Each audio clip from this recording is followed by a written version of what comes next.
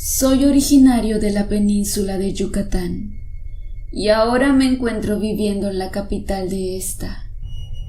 Mucha gente de mi comunidad viene hacia la ciudad en busca de oportunidades o simplemente con el afán de tener otro tipo de vida. Pero en mi caso todo es diferente. Yo amo mi querido pueblo, pero el miedo me hizo salir de él. Mi pueblo se encuentra a 6 horas del poblado más cercano y literalmente se encuentra en medio de la densa y mística selva maya. No existen caminos pavimentados, por lo que solo nos desplazamos mediante brechas pedregosas y mucho menos existe luz eléctrica o agua potable. El poblado cuenta con 146 habitantes, divididos en 8 familias, y entre todos nos conocíamos y convivíamos como si fuéramos una familia única, a excepción de don Crescencio, el cual solo vivía con su hijo Fernando, de 5 años. El señor era muy callado y solo hablaba para lo necesario. La situación de Fernandito no era diferente que la de su padre, pero en este caso era especial, puesto que Fernandito era mudo. Los niños del poblado se burlaban de él, y las personas adultas lo consideraban como un niño de mal augurio. Esto debido a que nadie sabe de dónde lo había traído don Crescencio. El señor simplemente una noche se había ido solo de cacería, y cuando llegó al día siguiente, se asomó con un pequeño entre brazos. Ese pequeño era Fernandito. Aún bajo una infinidad de cuestionamientos, el señor nunca quiso decir de dónde sacó a aquel niño. No está de más decir que él no era casado y tampoco tenía novia conocida, además de que ya era una persona grande de edad, y en esa zona tanto hombres así como mujeres suelen tener a sus hijos desde la adolescencia. Este hecho no pasó desapercibido, y se comenzó a correr la voz de que don Crescencio había concebido al pequeño Fernandito con una bruja del monte, o que había hecho un pacto con el de abajo para que éste le dé un acompañante. Yo en ese entonces era un adolescente de 15 años, trabajador como la gran mayoría de los jóvenes del lugar. A mí no me daba miedo Fernandito, incluso me parecía un niño demasiado agradable, con una enorme pureza e inocencia. Definitivamente aquel niño era un angelito. Los hechos macabros comenzaron en una noche, cuando mi numerosa familia dormía en nuestra pequeña casita de paja, sobreacomodados en hamacas y el piso. Todo iba tranquilo como de costumbre, hasta que los imponentes ladridos de Tigre, quien era nuestro perro, nos despertaron. Tigre era el mejor perro que había en todo el poblado. Era grande y fuerte, además que era por mucho el mejor perro dentro de la cacería, debido a que él por sí solo en diversas ocasiones había traído entre mandíbulas tejones, conejos, pavos de monte y venados hacia mi casa. Además que era un perro leal. Nunca se comía lo que cazaba y siempre llevaba sus presas debajo de la hamaca de mi padre, como si estuviera muy consciente de las carencias que teníamos. Por la misma situación, amábamos a aquel perro. Aquella noche, mi padre lo había amarrado a cadena en la gruesa aldaba de nuestra puerta.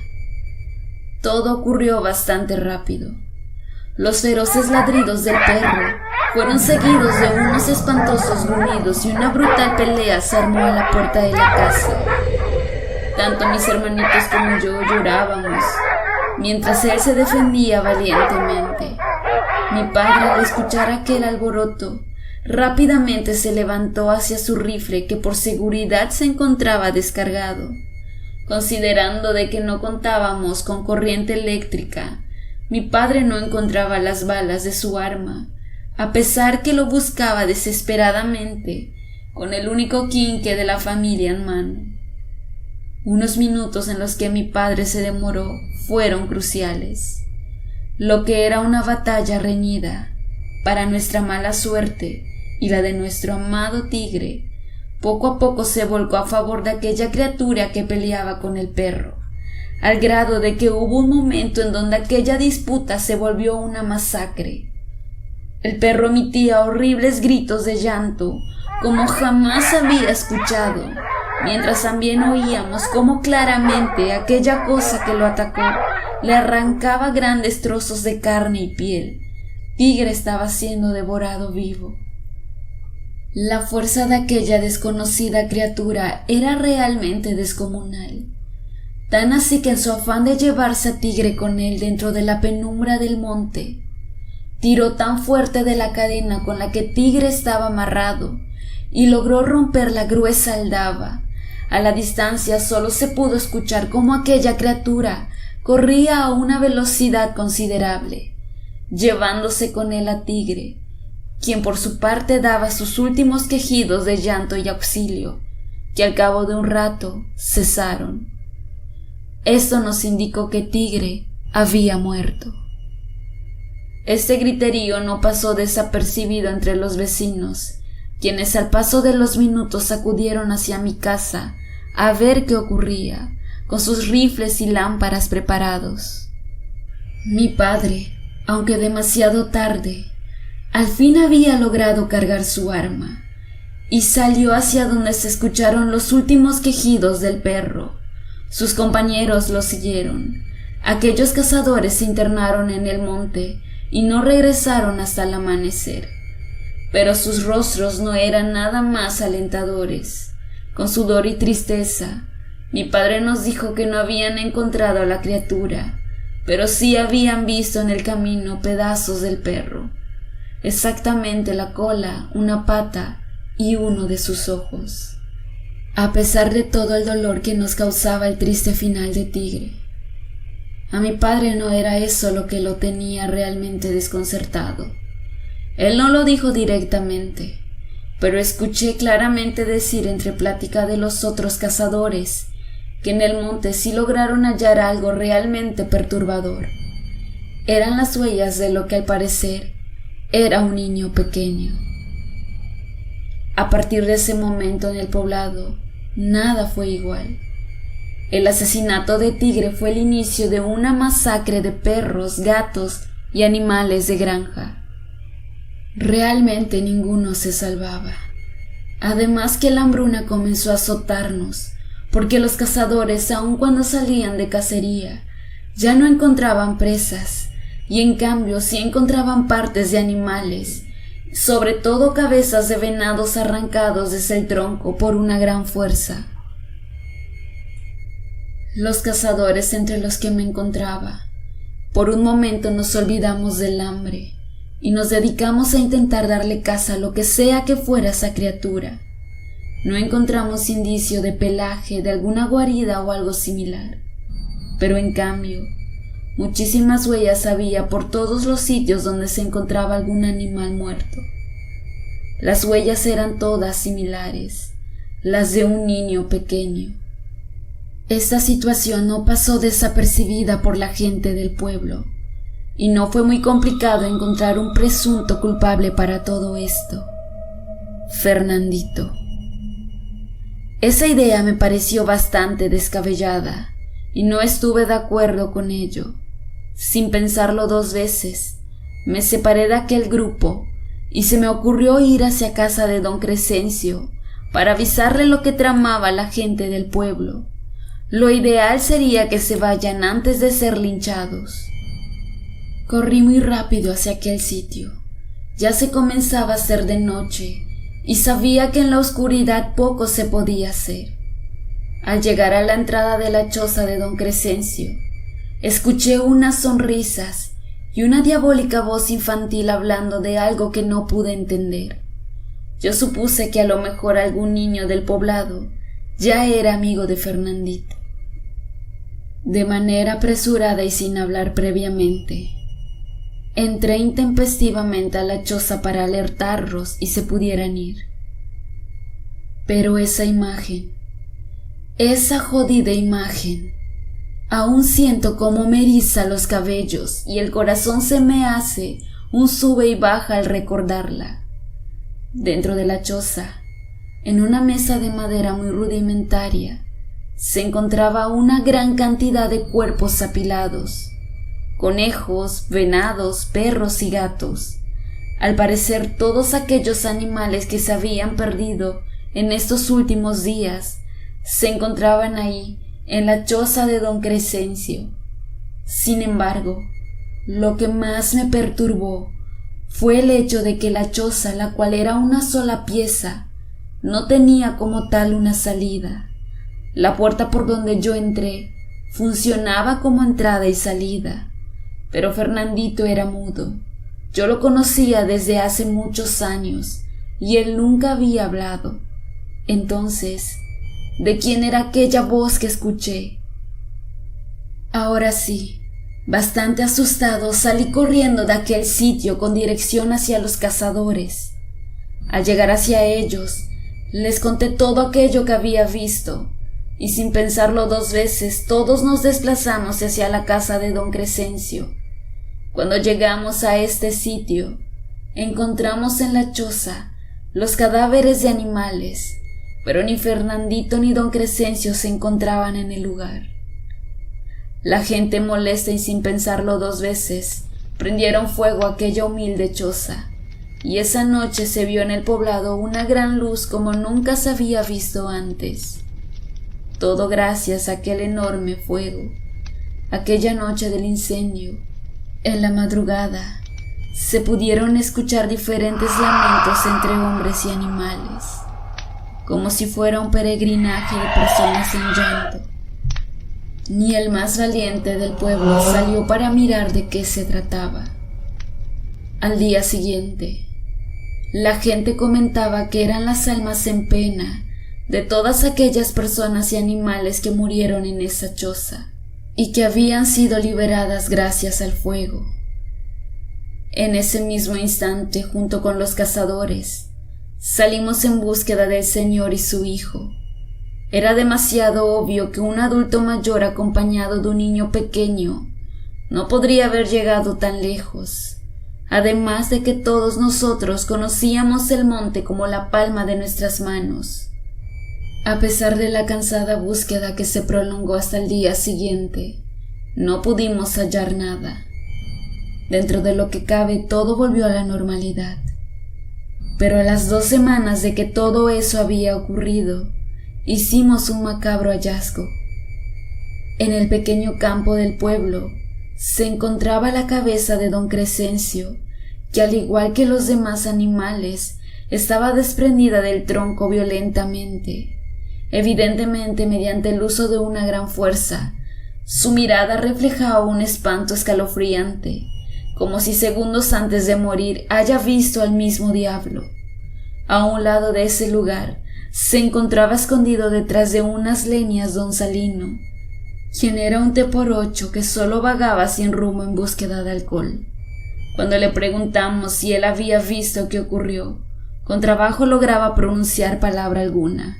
Él no estaba ebrio, tenía mucho miedo y dentro de lo que pudimos entender, él decía que vio como un niño discutía con su padre, y en un arranque de furia, el niño se convirtió en un ser enorme, como si fuera una deidad maligna, de un tamaño desproporcionado y con una fuerza sobrenatural, como para arrancar una cabeza como si fuera un hongo. Obviamente nadie le creyó al señor, pero a mucha gente como a mí nos generó muchas dudas. En el poblado, nadie dio parte a la policía, porque cualquiera pudo ser el culpable de aquello, aunque realmente sabíamos que algo que no es de este mundo era el causante de aquella aberrante escena. Al final, las familias que no tenían dónde más acudir se quedaron en el pueblo a su suerte, y no sé qué fue de ellas. Otras personas se movieron hacia el gabacho, y algunas otras nos encomendamos con familiares en la ciudad. En cuanto al niño, muchos dicen que se trataba del Quisín, quien en la cultura maya era la representación del diablo, el cual se alimentaba de las almas de sus víctimas arrancándoles la cabeza.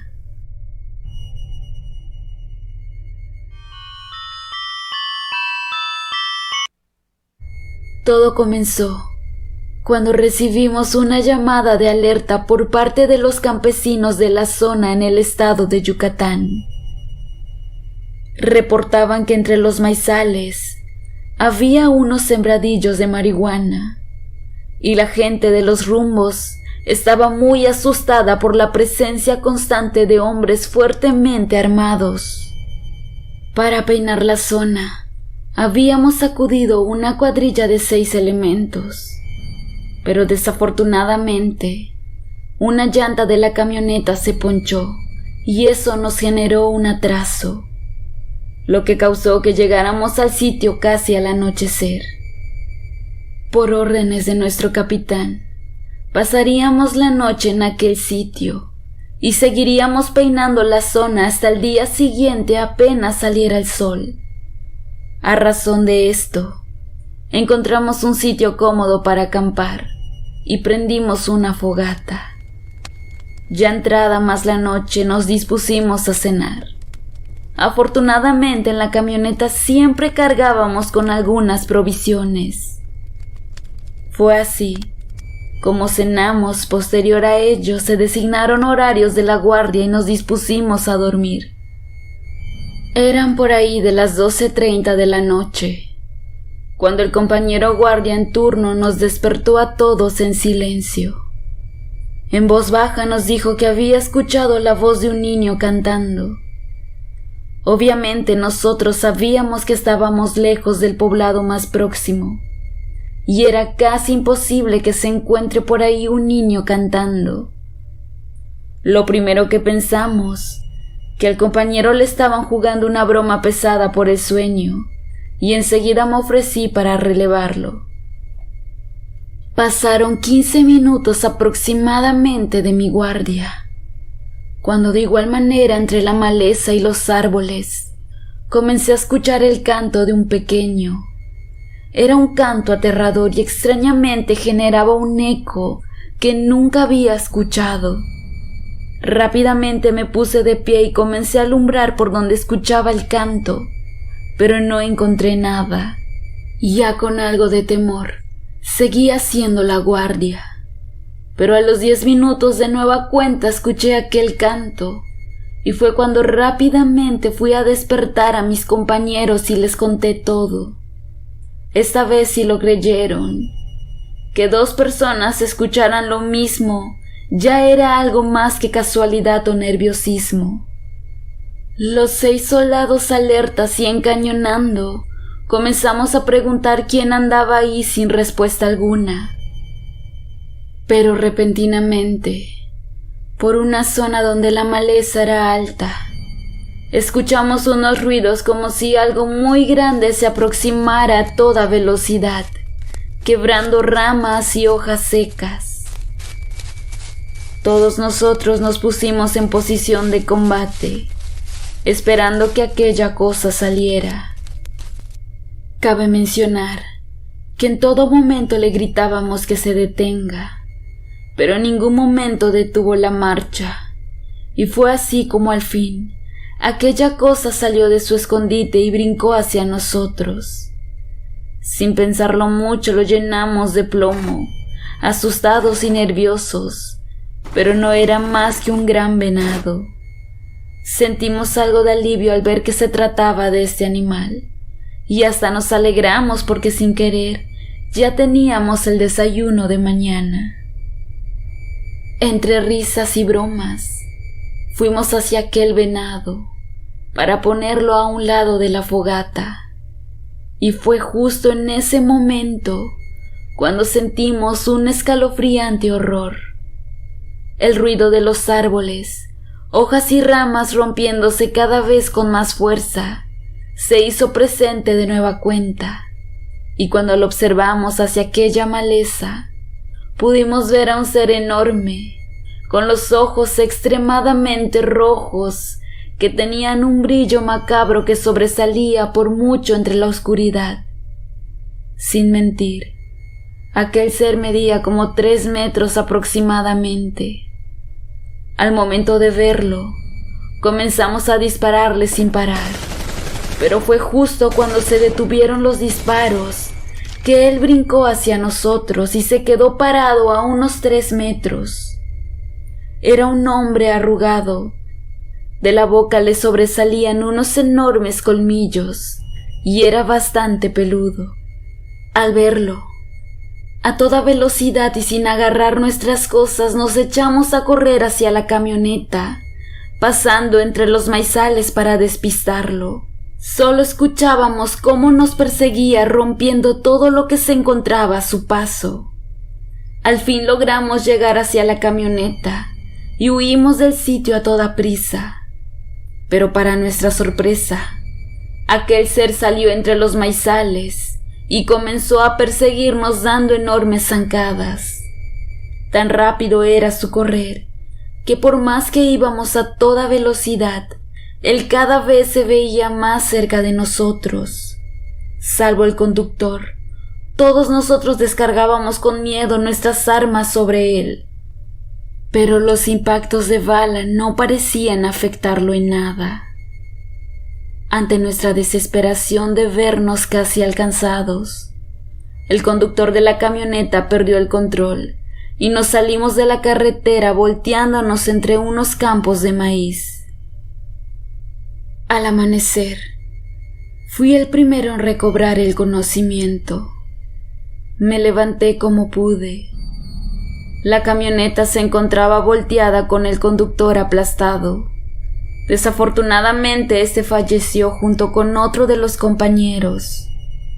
Solicité ayuda y enseguida llegaron las ambulancias y más compañeros del ejército para auxiliarnos. Cabe mencionar que nunca creyeron en nuestra versión de los hechos. Hasta hace poco, esa vivencia seguía causándome intriga, y más el hecho de que ese día, cuando fui el primero a levantarme, tanto yo como mis compañeros, teníamos toda la basura de los alimentos que habíamos comido sobre nosotros, así como cenizas de hojas y ramas, como si alguien nos los hubiera regado encima, además de que unas pequeñas huellas como de un niño se veían entre la tierra roja de los alrededores. Esa historia fue pasando de boca en boca entre nuestros compañeros, hasta que llegó a los oídos del Yuka, un compañero que vivía por esos rumbos antes de unirse al ejército. Él se me acercó, me dio las condolencias por lo vivido y me dijo algo que hoy en día no olvido. Oye, cabrón, yo sí te creo. Eso que vieron fue una luz. Son los guardianes mayas del monte. Suelen confundir a la gente con su canto para que los vean temibles, porque ellos no miden más de la altura de tu rodilla. Tienen la apariencia de ancianitos, pero son como niños juguetones. Si uno de ellos los persiguió, fue nada más para reclamarles por algo que hicieron y no le gustó. Por lo general las fogatas, ya que generan incendios, o la basura que tiran en el monte. Fue allí cuando recordé que después del accidente, todos nosotros teníamos basura de lo que comimos y las cenizas de la fogata sobre nosotros. En ese momento comprendí todo, y lo que habíamos visto era un guardián del monte. Antes de despedirnos, el Yuka me dijo otra cosa que me dejó impactado, así como frustrado, y espero que si alguien escucha este relato, le sirva por si algún día se encuentra en una situación similar. Por cierto, ellos tienen un gusto terrible por los dulces. Si algún día te encuentras con alguno, simplemente obséquiale dulces y los tendrás tranquilos, al menos por ese día. Desafortunadamente me enteré después, ya que perdí a 2 colegas por culpa de esas criaturas.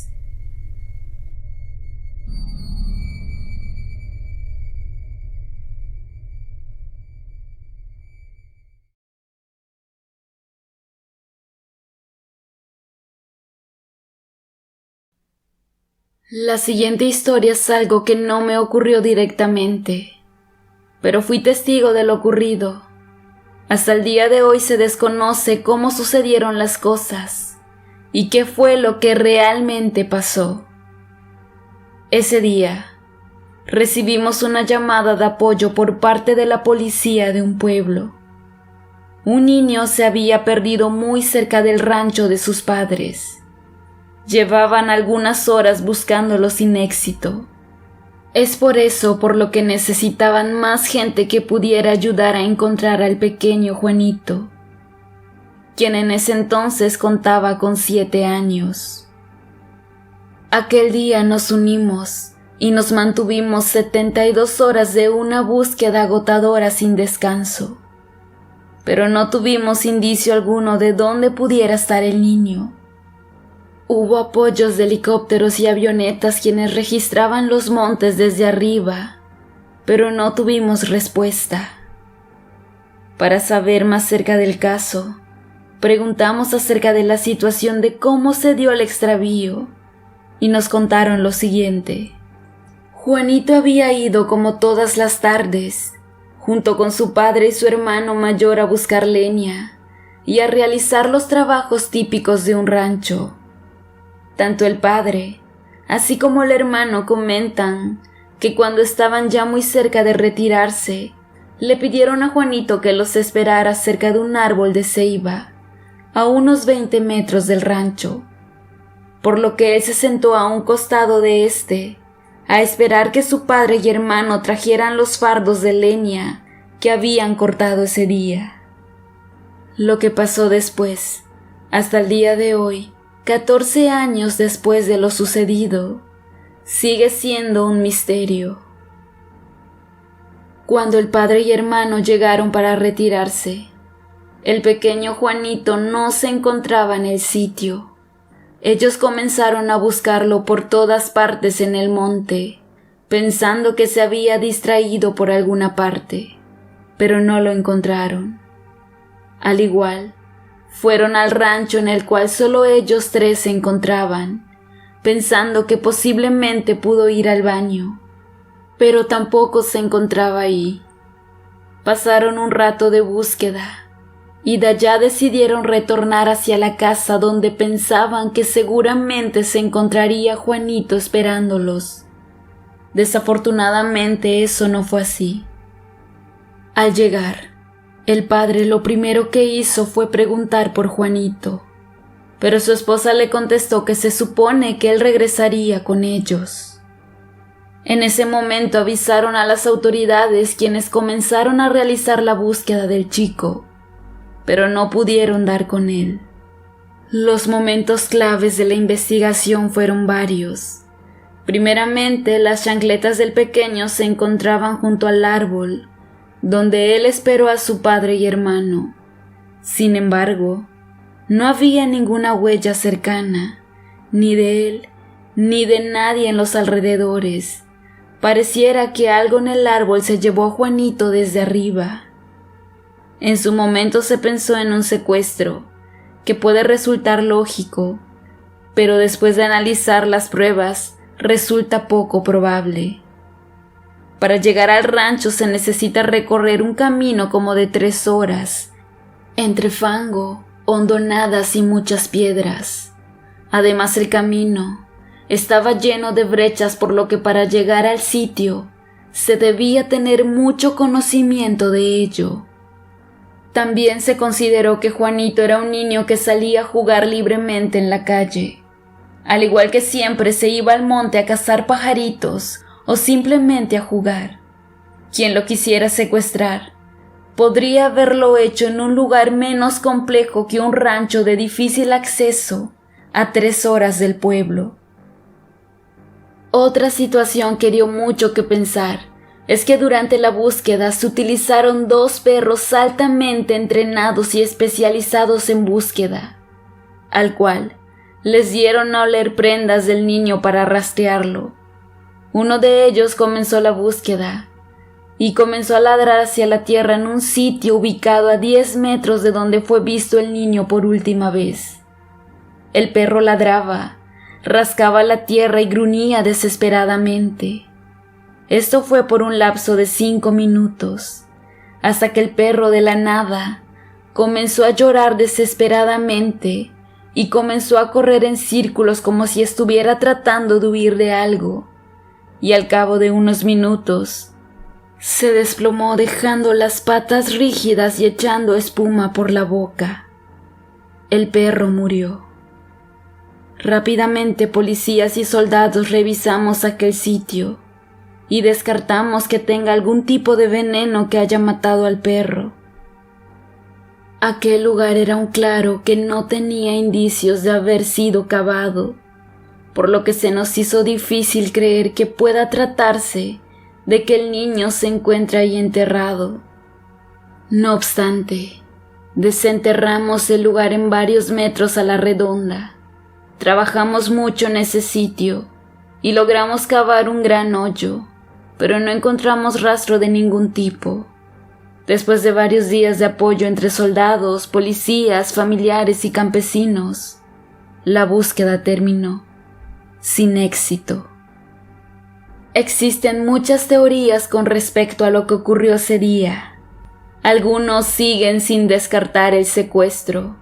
Otros mencionan que fue alguna abducción, puesto que se dice que en esa zona se han tenido avistamientos con cosas brillantes que bajan del cielo. Los grandes chamanes del sitio mantienen la teoría de que el niño fue llevado por los hechiceros del monte y transportado a otra dimensión para ser entrenado y regresar en forma del hechicero más poderoso que se ha visto en el mundo. Y es que ellos explican y mantienen la idea de que la muerte del perro entrenado se debió a que el animal logró descubrir el portal que los hechiceros abren para conectarse con el mundo espiritual, donde se encuentra Juanito. Y es por eso que ellos mismos se encargaron desde su mundo de acabar con aquel fiel canino. De igual forma, los hechiceros mencionan que un día de estos, y cuando la gente menos se lo espere, Juanito regresará a su casa para dedicar todo su poder a hacer el bien. Ellos dicen tener conocimiento de grandes hechiceros que nacieron de la misma forma. Se dice entre la gente que frecuenta el sitio que por esos rumbos a veces se escuchan las sonrisas de un niño, o a veces se encuentran muñecos de piedra armados al borde del camino. Y la respuesta de los chamanes es que Juanito inocentemente a veces escapa de la dimensión donde se encuentra para hacer travesuras, pero luego regresa de nueva cuenta para seguir con su entrenamiento.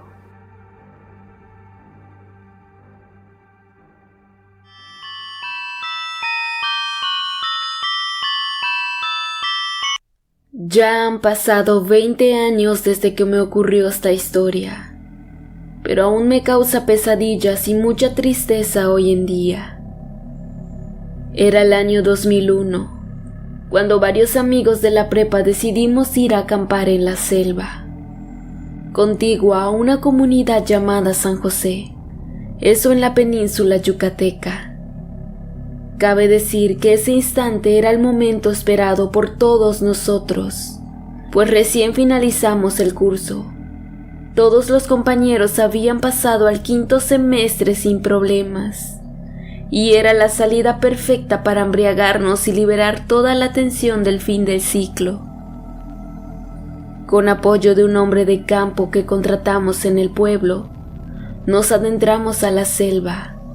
Queríamos estar lo más alejados posible de la gente, esto para no tener inconveniente con el alcohol, puesto que todos éramos menores de edad.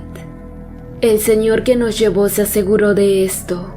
El lugar era hermoso y alejado de las personas. Nuestro guía, por su parte, solo nos pidió que tuviéramos cuidado de no provocar un incendio o de alejarnos demasiado de ese sitio, puesto que se sabe que de igual manera por allá rondan los jaguares. Al pasar las horas nos instalamos, pusimos casas de campaña y prendimos una pequeña fogata para calentarnos y para ahuyentar a esos imponentes felinos que el Señor nos había advertido. Aquella noche fue hermosa sin igual.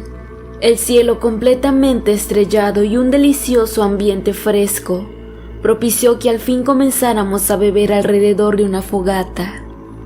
Al calor de la noche, Fabián nos dijo vulgarmente que se estaba cagando. Eso hizo que todos nosotros explotáramos en risas. En tono burlesco le dijimos que se alejara del sitio para evitar los malos olores, pero él se encontraba temeroso de ser atacado por un jaguar o algo que pudiera salir de la oscuridad, y es por eso que imploró a otros compañeros que lo acompañaran, pero de nueva cuenta, entre burlas y risas, todos se negaron a su petición. A Fabián no le quedó de otra y se fue solo hacia la oscuridad del monte. Los demás seguimos en lo nuestro y estuvimos bebiendo a paso lento entre pláticas y risas, recordando lo pesado, pero también divertido que había sido ese último año en curso, y así transcurrió el tiempo.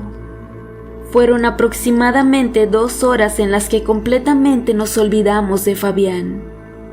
Repentinamente, Fanny dijo que quería ir al baño, y fue justamente en ese momento cuando todos caímos en cuenta de que Fabián no había regresado, y en ese preciso momento nos pusimos de pie y salimos disparados en su búsqueda.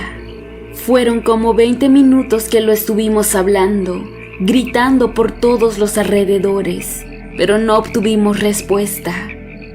Las mujeres que estábamos allá comenzamos a llorar presas del miedo, puesto que en ese momento comenzamos a pensar en lo peor.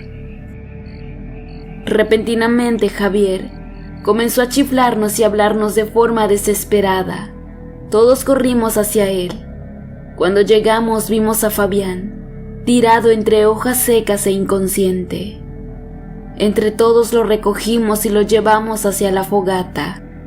Lo recostamos dentro de su casa de campaña y comenzamos a reanimarlo. Para nuestra buena fortuna, al paso de unos minutos él reaccionó. Sus labios eran completamente azules. Sus pupilas extrañamente eran negras en su totalidad y temblaba de una manera que no correspondía con el poco frío que había en ese momento.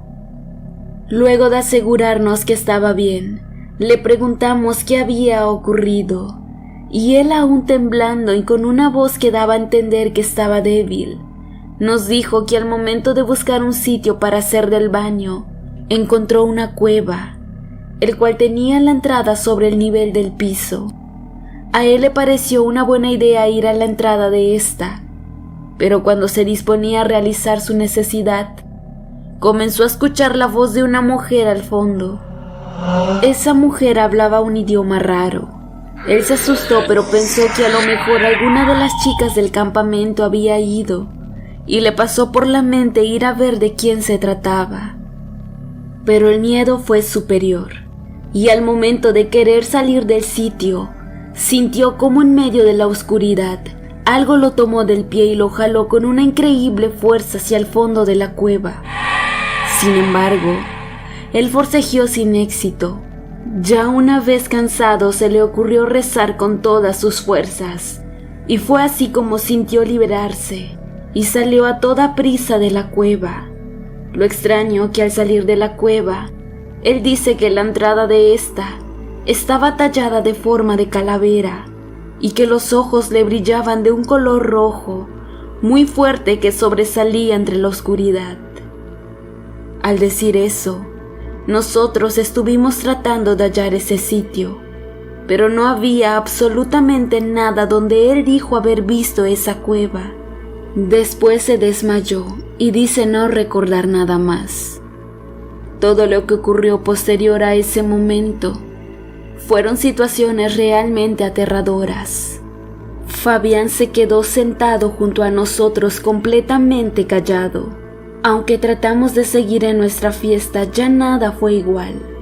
No obstante, Fabián miraba por todos lados como si esperara que algo o alguien vaya por él. Nosotros ya habíamos tomado en cuenta esta situación y teníamos miedo. Llegó un momento en el que Fabián comenzó a dormitar y nosotros tomamos un poco más de confianza en la plática. Pero repentinamente, él despertó gritando y mirando en la parte de arriba de un árbol. Él decía: es ella, la mujer muerta con la soga en el cuello. Está colgada del árbol, pero no se está viendo. Dice que vamos a morir. Las mujeres de nueva cuenta comenzamos a gritar muertas de miedo, pero donde él decía que había una mujer colgada no había nadie. Fabián seguía gritando al tiempo que lloraba y rezaba. Los demás amigos intentaron tranquilizarlo sin éxito, y no fue hasta que Daniel le soltó una tremenda bofetada que al fin Fabián se tranquilizó. Después de eso, optamos mejor por dormir en grupos de 4 personas por cada tienda, para sentirnos más seguros. Siendo de madrugada y cuando faltaba poco tiempo para que amanezca, de la casa de campaña donde se encontraba Fabián, comenzaron a venir unos gritos aterradores. Andrea, Priscila y Joel gritaban aterrorizados, diciendo que algo estaba en la casa con ellos. Decían que una mujer muerta con una soga enrollada en el cuello había estado con ellos y los observaba al tiempo que reía de forma macabra y hablaba un idioma desconocido. Fabián entró en un tipo de trance y decía que todos vamos a morir. Después de eso, ya no volvimos a dormir. Nos mantuvimos juntos de forma alerta, muertos de miedo y alrededor de la fogata. Pasaron aproximadamente 2 horas y se hizo de día. El guía a primera hora fue a vernos, para asegurarse de que todo estaba bien, pero no, todo estaba mal. No le contamos nada a él de lo ocurrido, y con caras largas y rostros de terror, regresamos hacia el poblado donde tomamos el camión de pasaje y regresamos a nuestras casas. Con una amarga, terrible y la peor de nuestras experiencias grabadas en nuestros recuerdos. A los 4 meses de esa experiencia, Fabián se quitó la vida. Sus padres dicen que a partir del día del campamento, se comportaba de forma diferente.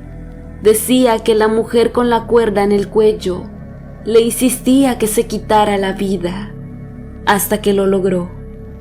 Fue hallado colgado en su habitación con una pequeña nota en la que decía que al fin iba a liberarse de esa horrible mujer.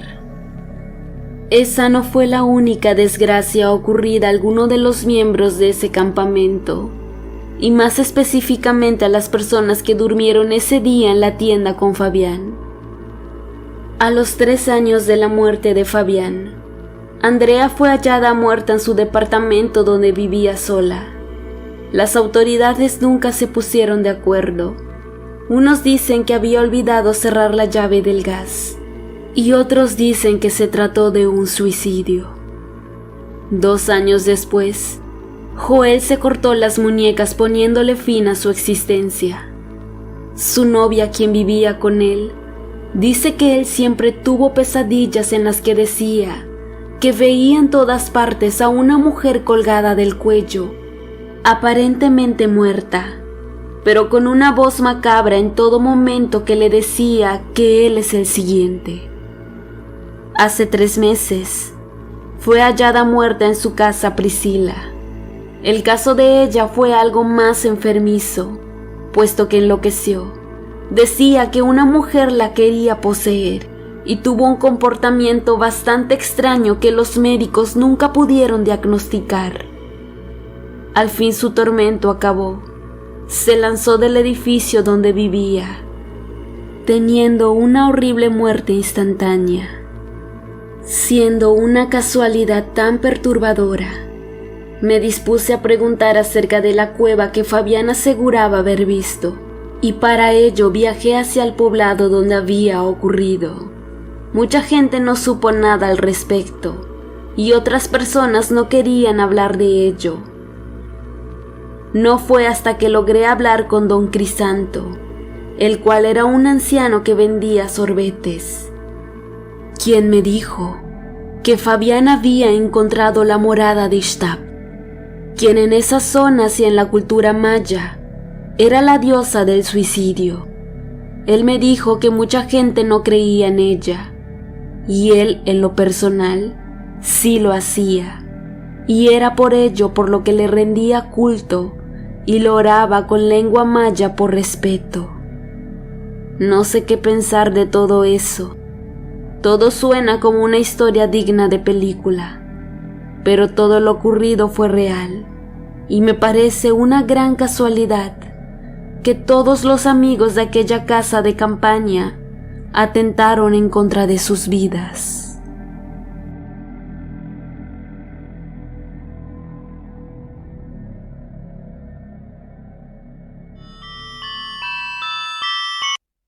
Hoy en día, me queda claro que si existe el bien, también existe el mal, y el que crea lo contrario es porque nunca le ha sucedido alguna ocasión que amerite morir de miedo. El suceso que contaré me sucedió a mí mismo y considero que no es relevante decir mi nombre, por lo cual lo omitiré. Soy de la Ciudad de México y ya hace unos años me tuve que venir a la ciudad de Mérida en el estado de Yucatán, debido a que a mi padre le hicieron un cambio de zona por su trabajo. Él trabajaba para la CFE. Para ese entonces, yo estaba por entrar a la universidad, y fue justo aquí en Mérida en donde encontré escuela y comencé a cursar mis estudios, los cuales acabé en tiempo y forma. Para la realización de mis prácticas, me mandaron a una comunidad que se ubicaba cerca de la ruta PUC, adentrándose en la espesa selva maya. Del lugar, solo diré que era maravilloso para vivir. En ese año, conocí a toda la gente del pequeño poblado y me llevaba muy bien con ellos. Siempre me invitaban a cenar o a pasar veladas en aquellas noches frescas, que a veces se tornaban frías. Yo dormía solo en un dispensario médico y nunca tuve miedo. Como muchas más personas, tampoco había experimentado algo que ponga en duda la existencia de cosas paranormales. No creía en esos temas, al grado de burlarme de la gente que sí sostenía creencias en ánimas, fantasmas, brujas, nahuales y todas esas bestias paranormales. Constantemente, los señores del campo que habitaban el poblado me invitaban a la cacería, pero yo siempre me negaba porque realmente nunca había disparado un arma, y más allá de ayudar, sentía que mi presencia más estorbaría. Mi gran amigo en ese poblado era un adolescente llamado Ignacio Cocom, al cual le decía Nachito. Él siempre trataba de convencerme para ir a la cacería, pero yo siempre buscaba algún pretexto para no acudir. Sin embargo, llegó el momento en el que su insistencia dio frutos. Aún recuerdo ese día como si fuera ayer. Nachito fue conmigo desde antes del anochecer y me había indicado que esperaríamos a la señal para ir a la batida, que es como ellos le llamaban a la cacería. Ya más de noche, comenzamos a escuchar un sonido similar al canto de un ave. Me alerté mucho con este sonido, pero Nacho me dijo que era el sonido que hacía el líder de la batida para indicar que ya deberíamos partir hacia el monte. Y fue así como nos trasladamos hacia ese sitio en donde nos esperaban dos personas más, don Vicente y don Isaías, quienes eran de los mejores cazadores del pueblo. También estaban dos perros de cacería que eran bastante bravos. Ya estando listos, partimos y nos adentramos en el monte. Caminamos aproximadamente 45 minutos. Y fue en un claro a luz de la luna donde nos asentamos. Los dos señores me dijeron que no solían acampar, pero querían que para mí fuera una experiencia única, y por eso habían decidido acampar en medio del monte. Prendieron una fogata y bebimos mucho café. Al tiempo que ellos fumaban cigarro tras cigarro, Nacho y yo nos dedicábamos a comer malvaviscos y disfrutábamos el bello paisaje del monte nocturno. Pasados aproximadamente 1 hora, fue que los cazadores nos indicaron que era momento de ir de cacería, y sigilosamente nos adentramos más allá del monte y solo unas pequeñas lámparas nos separaban de la misteriosa y tétrica noche.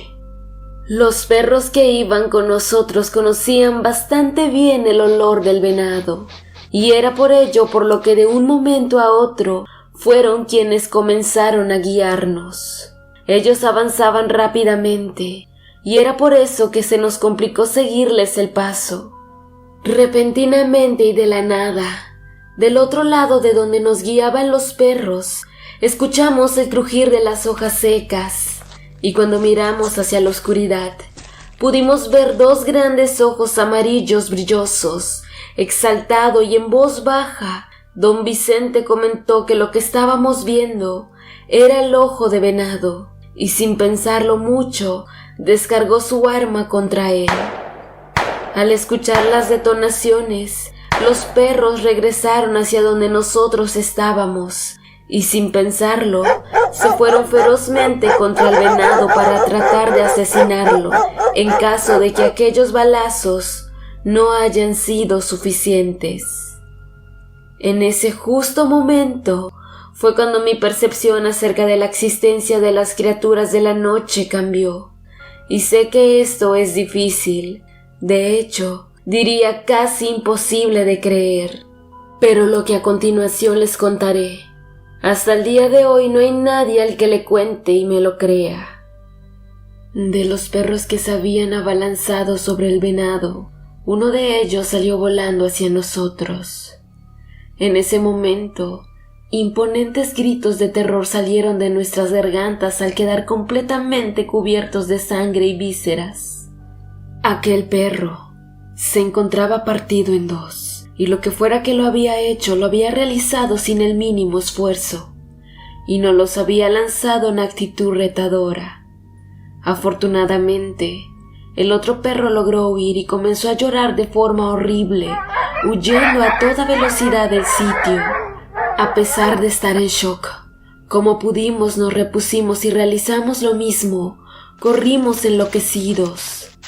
Mientras corríamos, don Vicente de forma desesperada gritaba: «A la puta madre, ya despertamos un guay. No se les vaya a ocurrir mirarlo porque nos va a llevar la chingada». A pesar de que don Vicente trató de alertarnos lo más pronto posible, creo que fue demasiado tarde.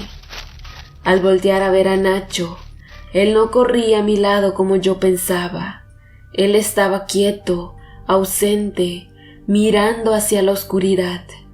Una oscuridad que solo dejaba entrever un par de ojos que ahora ya no eran amarillos y brillosos, ahora eran rojos, de un gran tamaño como si se tratara de 2 pelotas de tenis, y pareciera como si estuvieran prendidos en fuego. Como pude, regresé hacia mi amigo, y sin pensarlo mucho le di un tremendo bofetón que lo regresó a la realidad, y de nuevo arrancamos a correr.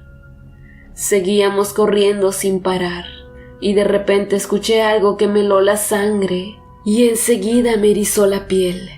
Sobre nosotros algo volaba. Al parecer, algo muy grande que podía, inclusive mover los árboles con tan solo el vendaval que provocaban sus alas. Pero claro, mi miedo no era para menos.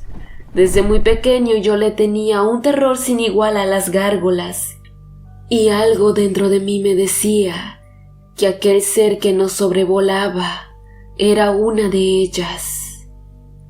Llegó un momento al que llegamos al claro y la fogata seguía prendida.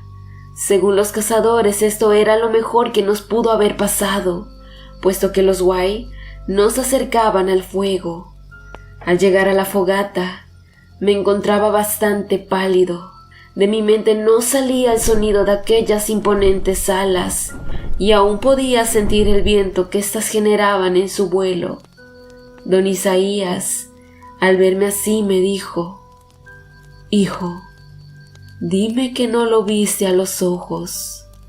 No pude mentirle, y tanto Nacho como yo le dijimos a los cazadores que vimos aquella cosa a los ojos. Al escuchar esto, ambos cazadores estallaron en cólera y comenzaron a hablar en su lengua nativa maya. Nacho alcanzó a decirme que los señores nos insultaban muy feo y decían que si moríamos todo iba a ser nuestra culpa. Ahora, nuestra única esperanza era esperar que la fogata no se apagara. Teníamos muchas esperanzas de vivir, porque el fuego era alto y teníamos suficiente leña como para esperar hasta que amaneciera. Ya una vez más tranquilos, los hombres contaban que los Wai eran hechiceros que se habían quedado atrapados por algún motivo desconocido dentro del monte, y en su andar tomaban formas de animales, bestias o demonios. No era común verlos, pero si se le veía difícilmente se podía regresar con vida. Ellos amaban andar durante la noche, y de día regresaban de donde sea que hayan salido para dormir. Lo más enigmático que se dice de ellos es que por lo general no suelen emplear la violencia para asesinar a sus víctimas, sino que utilizaban el propio miedo de ellas para atormentarlas y asesinarlas. Es así como caí en cuenta de todo. Mi peor miedo eran las gárgolas, y seguramente era por ello que escuchaba esos imponentes aleteos. Así estuvimos durante un buen rato callados, con miedo y expectantes, rodeando la fogata y tirándole madera de vez en tanto para que no se apagara. Por un momento, el cansancio me hizo conciliar el sueño por unos minutos. Sin embargo, los gritos de los cazadores me despertaron abruptamente. Era Nacho. Mi amigo se había levantado de su sueño repentinamente, como si fuera un sonámbulo, y tomó una piedra. Con una cara de furia y con ganas de armar pleito, gritó: «Esa pelana culebra ahora va a valer madres». Y aún sujetando la piedra, corrió hacia la oscuridad. Todos intentamos detenerlo, pero él era muy veloz y solo miramos cómo corrió y corrió hasta perderse en las penumbras. Al cabo de unos 5 minutos lo escuchamos gritar, unos horribles gritos que yo jamás había escuchado. Lo más macabro de esto es que sus gritos se entremezclaban de igual manera con unos gritos demoníacos, como si fuera algo muy pero muy grande que estuviera con él. Tanto los cazadores y yo moríamos de miedo, pero a la vez nos reconfortaba la idea de que faltaba muy poco para que amaneciera. Pero vaya, no sabíamos que estábamos aún bastante lejos de terminar ese tormento, y tal pareciera que algo conspiraba en nuestra contra. El horror y la desesperación nos invadió cuando escuchamos el cielo tronar, y sí, seguido de eso comenzó a caer un aguacero. Al ver eso, rápidamente nos echamos a correr como si nos persiguiera el diablo. Detrás de nosotros se escuchaba cómo los árboles se iban sacudiendo y las hojas y ramas se quebraban. Por el ruido en su andar, yo juraría que un gigante nos estaba persiguiendo.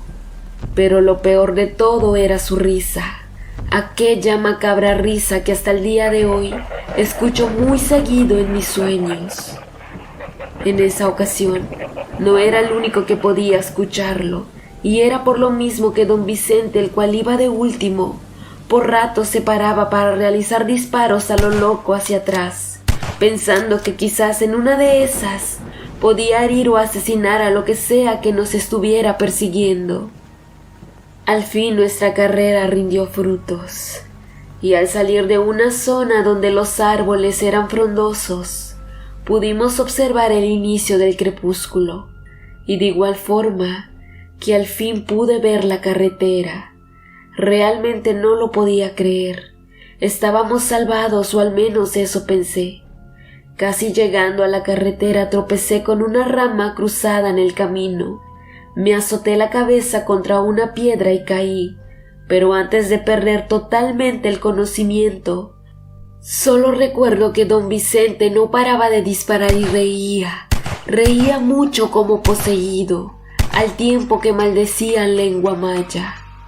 Cuando desperté, lo hice en la camilla de un hospital en la capital del estado. Pareciera que habían pasado minutos desde mi caída, pero una enfermera me dijo que había estado inconsciente por 3 días. Como a la media hora, mi padre y madre llegaron, y con lágrimas en los ojos me dijeron que estaban felices de que yo me encontrara bien. En esa misma noche, fui dado de alta. Yo me sentía mucho mejor, y mis padres no querían tocar tema de lo que había ocurrido. Decían que en mi situación no era pertinente saber qué había pasado, pero les insistí bastante, hasta que una vez ya en casa me contaron todo lo que la policía les había dicho. Don Vicente se volvió loco, decía la policía. Lo que se convirtió en un día normal de cacería terminó con una masacre por parte de un psicópata. En los registros policiales quedó por asentado que don Vicente nos había secuestrado, a mí, a don Isaías y a Nacho. El tiempo que nos habíamos perdido no fue una noche, sino fueron 4 días de búsqueda hasta que me hallaron a un lado de la vía Mérida-Campeche. Se encontró el cuerpo de Nacho sin vida, con sangre por la boca y las orejas. La autopsia determinó que su muerte se debió a que habían hecho una presión muy fuerte sobre él, de tal forma que le habían quebrado todas las costillas y sus órganos habían estallado. Al no haber más pistas al respecto, se determinó que don Vicente fue el culpable. Don Isaías no tuvo mejor suerte y se encontró su cuerpo entre moscas y animales de rapiña. De acuerdo con las investigaciones, recibió un impacto de bala en la cabeza, por lo que se le hizo añicos. A don Vicente se le encontró deshidratado en medio de un claro, bajo los rayos del sol. Él decía que no lo acercaran a la sombra de los árboles y mucho menos a la oscuridad. Parecía estar delirando, y cuando le preguntaban qué había ocurrido, reía de felicidad y decía que al fin había matado a su padre que tanto daño le había hecho. Nadie entendía por qué decía eso, pero sí le achacaron también la muerte de don Isaías. Yo no entendía nada, pero ¿cómo era posible si solo habíamos estado en el monte por una noche? Por más que intenté interceder por don Vicente fue en vano. Nadie me hizo caso y decían que aún me encontraba mal por el golpe y por el trauma vivido, pero yo estaba consciente y lo sabía todo. Era aquel demonio que había matado a Nacho, quebrándole todos los huesos y reventándole sus órganos. También era aquel demonio que había hecho que don Vicente asesina a don Isaías. Y claro, yo sí lo comprendía todo. A lo que más temía don Vicente en este mundo era a su padre.